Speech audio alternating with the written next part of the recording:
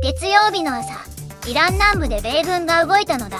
無人機で機雷配備を阻止、ミサイル発射施設を破壊。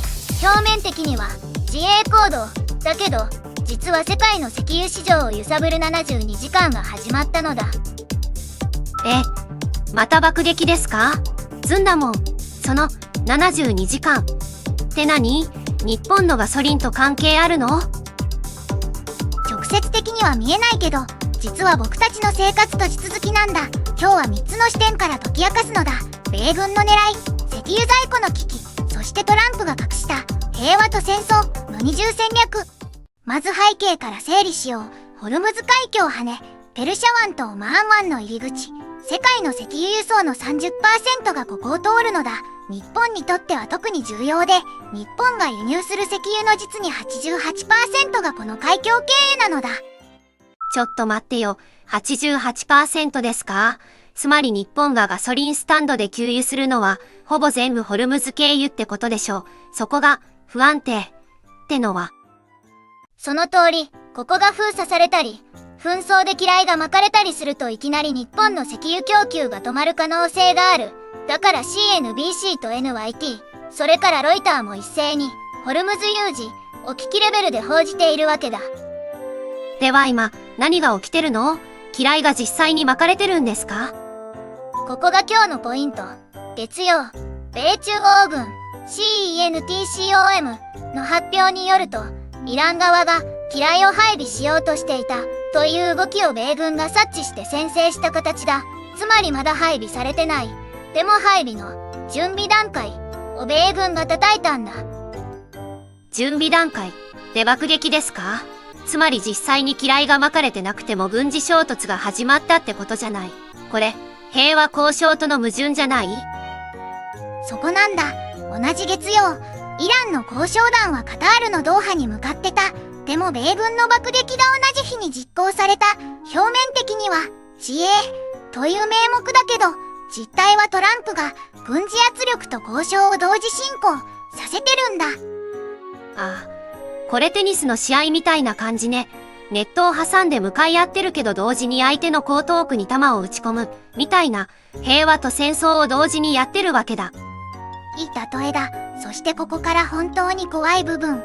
UBS のレポートによると、3月と4月の2ヶ月間で世界の石油在庫が2億4600万バレル減っているのだ。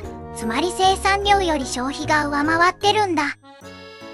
2億4600万バレルってどのくらい？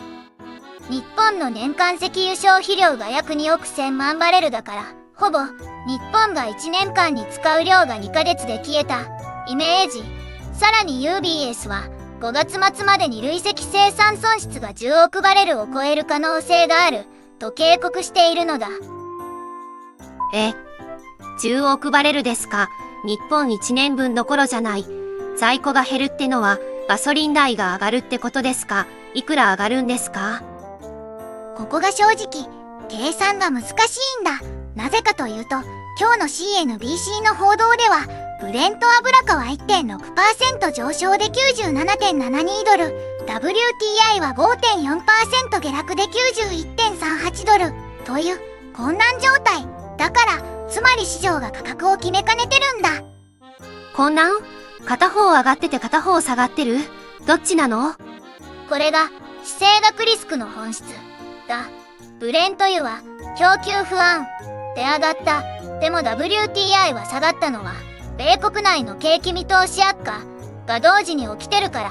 つまり紛争による石油枯渇と米国経済の失速が綱引きしてるんだ。私たちが心配すべきはどっちの方が競争ですか？供給危機が勝つのか、景気悪化が勝つのか。歴史的には有事、供給不安が勝つのが相場だ。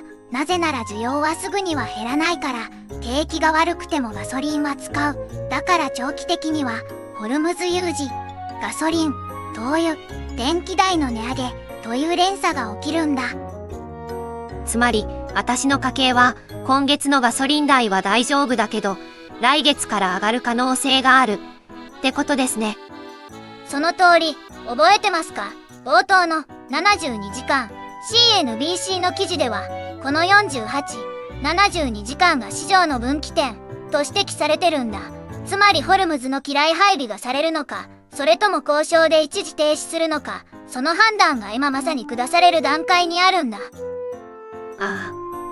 ずんだもん、気になることがあるんですけど、さっき、トランプが平和交渉と軍事威嚇を同時にやってるって言いましたよね。実際にサウジアラビアとか湾岸諸国の反応はどうなんですか？いい質問だ。トランプの X 投稿によると、サウジアラビア、カタール、パキスタン、トルコ、エジプト、ヨルダンをアブラハム協定に参加させようとしていると明言したんだ。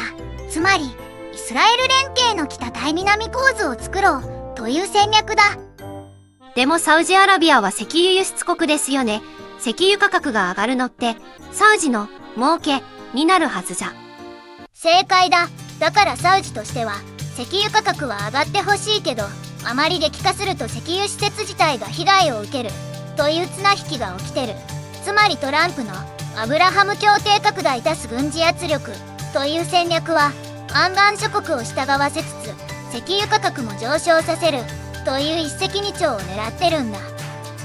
日本はどうしたらいいですか？もう何もできないんですか？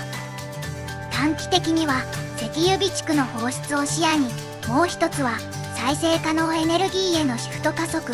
でも最も重要なのは今後72時間の交渉動向を見ることなんだ。ここで機雷配備が起きなければ一時的な値上げで済む。だけど配備が始まったらホルムズ海峡部分封鎖という最悪シナリオに。明日はこの72時間の続報を追う予定なのだ。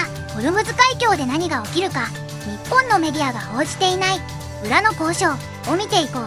チャンネル登録で一緒に追ってほしいのだ。また明日なのだ。